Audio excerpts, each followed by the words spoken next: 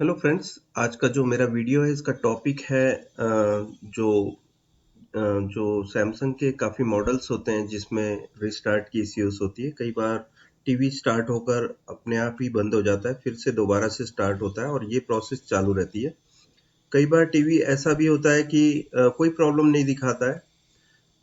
आपको ऐसा लगेगा कि कभी इसमें प्रॉब्लम आई नहीं थी, लेकिन अचानक से ये प्रॉब्लम्स चालू हो जाएगी इस टीवी में। तो ये कुछ सॉफ्टवेयर की इश्यूज होती हैं, इसे ठीक करने का तरीका मैं आपको बताने जा रहा हूँ। सबसे पहले तो आपको सैमसंग की साइट पे जाना होगा। उसमें फिर आपको वो साइट में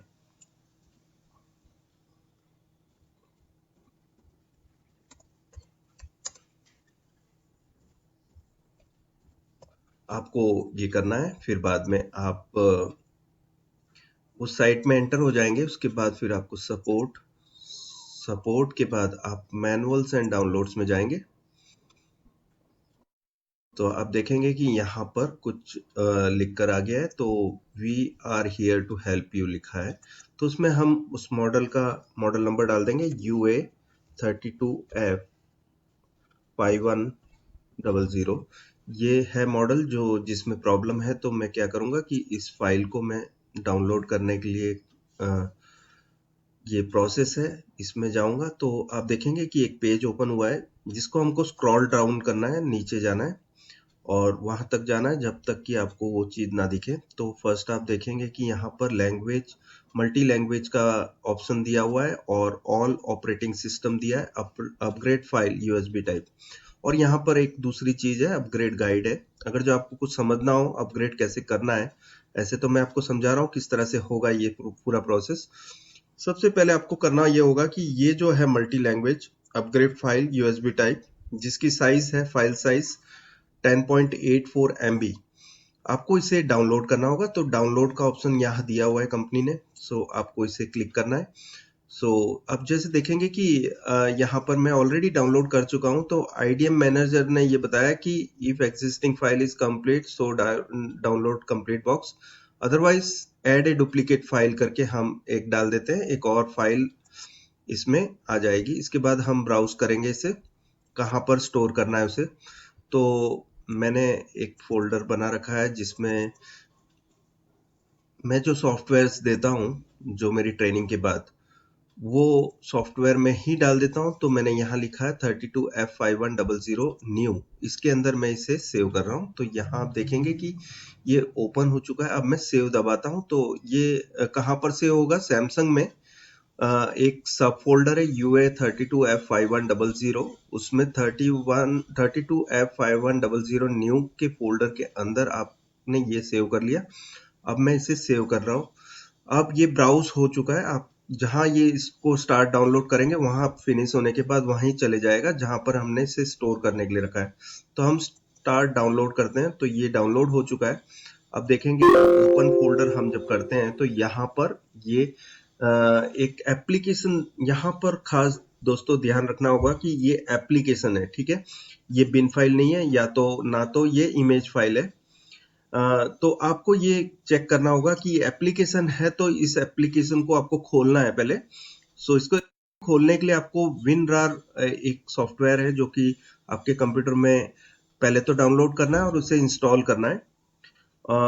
मैं आपको यहाँ पर बता देता हूँ क्या चीज़ है जो आप डाउनलोड करेंगे अपने कंप्यूटर में। तो मैं यहाँ पर नोटपैड में लिख देता हूँ विन रार सॉफ्टवेयर जो आप डाउनलोड करेंगे, डिपेंड्स ऑन आपका ऑपरेटिंग सिस्टम जो है, बिट्स उसकी क्या है,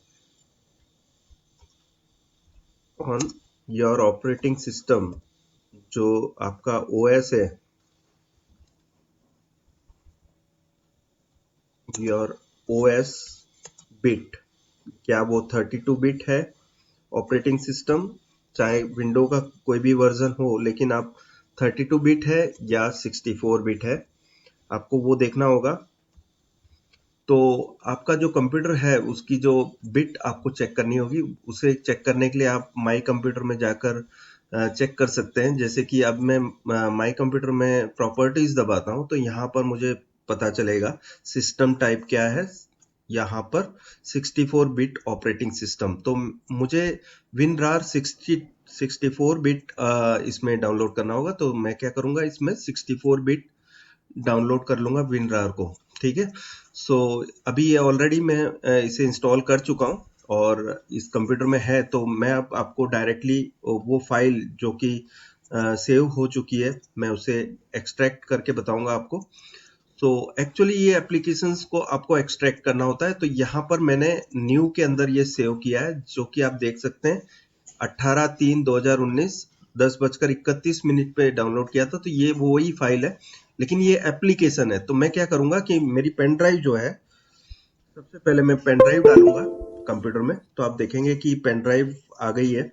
सो जो भी होगा मैं उसमें पहले क्या करूंगा कि इसे फॉर्मेट कर दूंगा पेन ड्राइव को पूरी। तो यहाँ पर आपको ये ऑप्शंस नहीं छेड़ना है। फाइल सिस्टम FAT32 डिफॉल्ट रखना है आपको।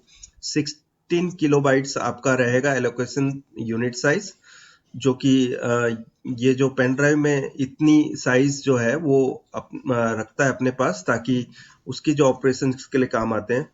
और फिर आपको क्विक फॉर्मेट रख के स्टार्ट करना है, तो और फिर ओके दबाना है, तो ये आपका जो पेन ड्राइव है फॉर्मेट हो जाएगा और ये बिल्कुल खाली हो जाएगा, जैसे कि आप देख पा रहे हैं। फिर हमें वहां जाना है जहां पर हमने सेव किया था। सो यहाँ पर चले जाते हैं और उसके बाद फिर सैमसंग, फिर मैंने जो सेव किया था वो पहले वहां जाना है आपको। तो सबसे पहले आपको UA32F5100 ढूंढ के इसमें जाना है, और यहाँ पर जाने के बाद एप्लीकेशन दिख रहा है वहां पर, आप क्या करोगे, इसको सिलेक्ट कर लोगे। सिलेक्ट मतलब यहाँ पर टिक मार्क हो चुका है, राइट क्लिक करोगे, एक्सट्रैक्ट हियर करेंगे तो यहीं हो जाएगा। हमें एक्सट्रैक्ट किसी फाइल में करना है, तो हम क्या करेंगे कि एक्सट्रैक्ट फाइल्स दबाएंगे। उसके बाद फिर यूएसबी ड्राइव सिलेक्ट करेंगे, क्योंकि हमारी यूएसबी ऑलरेडी हमने फॉर्मेट करके रखी हुई है। सो हम यहाँ पर यूएसबी ड्राइव दबाएंगे और उसके बाद ओके दबा देंगे। तो आप देखेंगे कि ये फाइल जो है ये ऑलरेडी इसमें आ चुकी। अब हम यूएसबी देख चेक कर लेते हैं। यूएसबी के अंदर ये फाइल आ गई, जो कि ये बिन फाइल है, जिसकी साइज है 15 MB। सो आप देख सकते हैं यहाँ पर टाइप अब चेंज हो चुका है। जो कि पहले जो टाइप था आपने देखा, जो हमारा जो मेन सॉफ्टवेयर था वो क्या था, मैं आपको दिखा देता हूँ क्या था वो। सो आप देखेंगे कि यहाँ पर न्यू में आप देखेंगे एप्लीकेशन है, और न्यू वाला जो आप टाइप देखेंगे, तो यहाँ देखेंगे आप टाइप में बिन फाइल आ चुका है। दैट मीन्स ये एक्सट्रैक्ट हो चुका है और इस तरह का इसका लोगो आएगा।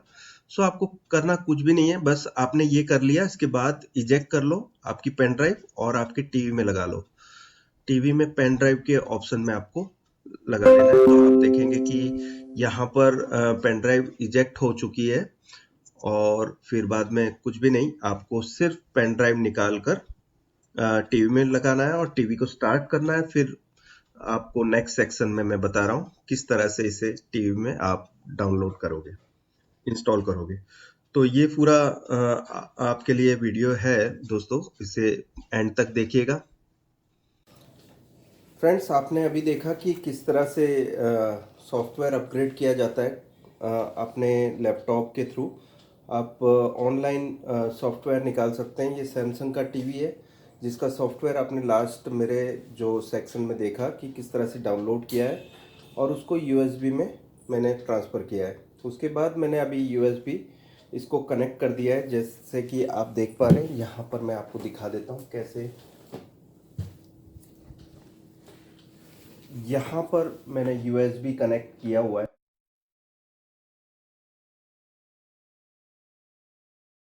जो कि मदरबोर्ड के साथ मैंने यूएसबी के वन ऑफ द सॉकेट पे लगा दिया है। उसके बाद मैं इसकी सॉफ्टवेयर अपग्रेड करने जा रहा हूँ। तो आप देख सकते हैं सॉफ्टवेयर अपग्रेड करने के लिए मुझे करना ये होगा कि सबसे पहले तो आपको मेनू का बटन दबाना है। यहाँ पर मेनू का बटन है, तो आप ये देख सकते हैं मैंने इस मेनू का बटन दबाया। उसके बाद फिर आप देखेंगे कि यहाँ पर एक मेनू आया है, जो कि मेन मेनू है। अब मैं डिफरेंट सेक्शंस में जाऊँगा। सो मेरा जो मेन एरिया है जहाँ पर मुझे ज़रूरत है वो है, यहाँ पर क्वेश्चन मार्क टाइप होगा, सपोर्ट लिखा हुआ, वो वाले सब मेनू में आपको अंदर जाना है। राइट क्लिक से आप जब राइट एरो दबाएंगे तो यहाँ चले जाएंगे और डाउन एरो दबाना है आपको, डाउन एरो। सो आप सॉफ्टवेयर अपग्रेड में आएंगे और सॉफ्टवेयर अपग्रेड आपको करने के लिए ओके दबाना है। तो ये सर्च करेगा, तो सर्च करने के बाद इसमें टीवी ने पाया कि अपग्रेड वर्जन 1010 था इसमें, और ये 1017 पे जान करने के लिए तैयार है कि आपको इस टीवी को रीसेट करना है, अपग्रेड रीसेट करना है। तो हम यस ऑप्शन सिलेक्ट करेंगे एंटर से। हमारा जो यहाँ पर येलो मार्क रहेगा, जैसे कि आप देख सकते हैं यहाँ पर येलो मतलब सिलेक्टेड है, उसको एंटर दबाने के बाद यहाँ पर एंटर किए, मैं एंटर दबाता हूँ तो आप देखेंगे कि upgrading now, please do not disconnect USB before upgrade is completed. So ये आपको चालू रखना है। ध्यान ये रखना है कि आपको ये करते समय इलेक्ट्रिसिटी फेलियर नहीं होना चाहिए, और ये काफ़ी मेन चीज़ होगी कि पावर फेलियर के केसेस में आपका टीवी टोटली डेड हो जाएगा। उस केस में आपको ऑफलाइन प्रोग्रामिंग करनी पड़ेगी। इसकी जो फ्लैश आईसी निकाल के आपको ऑफलाइन प्रोग्रामिंग RT809F या H के थ्रू सॉकेट पे लगा के करनी होगी। सो आपको खास ये ध्यान रखना है कि अपग्रेड पूरा ना हो तब तक पावर डिस्कनेक्ट नहीं करना है। सो ये अपग्रेड हो रहा है, ये 24% पे 25%। इस तरह से होते होते ये 100% होने के बाद टीवी रिस्टार्ट होगा।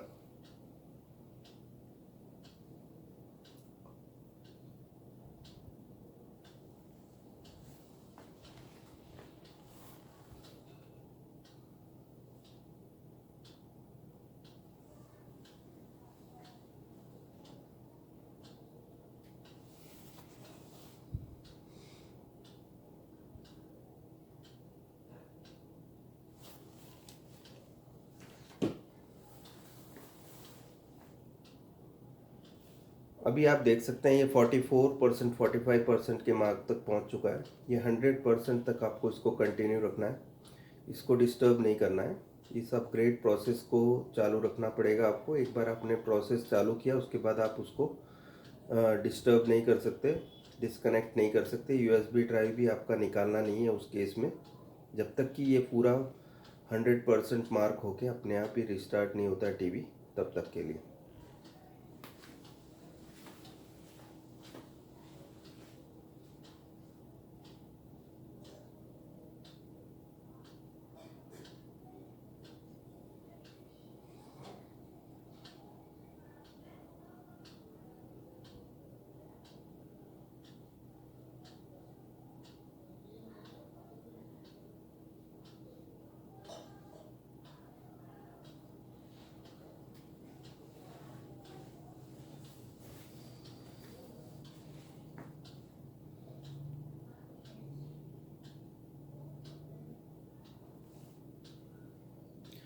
इस टाइप की प्रोग्राम्स आपको तब करनी होती है जब आपका टीवी रिस्टार्ट हो रहा हो। कई बार चालू में बंद होकर रिस्टार्ट हो जाता है या कई बार डेड रहता है।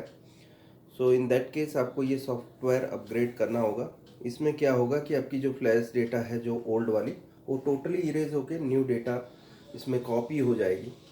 सो आपके जितने भी सॉफ्टवेयर इश्यूज़ थे जिसके वजह से रिस्टार्ट की प्रॉब्लम हो रही थी, वो सारी सॉर्ट आउट हो जाएगी और आपका टीवी फिर से नया जैसा हो जाएगा। और इसमें ये जो प्रॉब्लम्स थी जो कि रिस्टार्ट हो रहा था, ये ठीक हो जाएगी। तो सैमसंग के काफ़ी मॉडल्स में ये प्रॉब्लम्स आपने देखी होगी, जिसमें सॉफ्टवेयर की प्रॉब्लम की वजह से पावर फेलियर होता है। टीवी 1 घंटा चलने के बाद या 2 घंटा, कई बार कोई प्रॉब्लम आपको लगेगा ही नहीं कि कुछ प्रॉब्लम्स हैं इसमें टीवी में।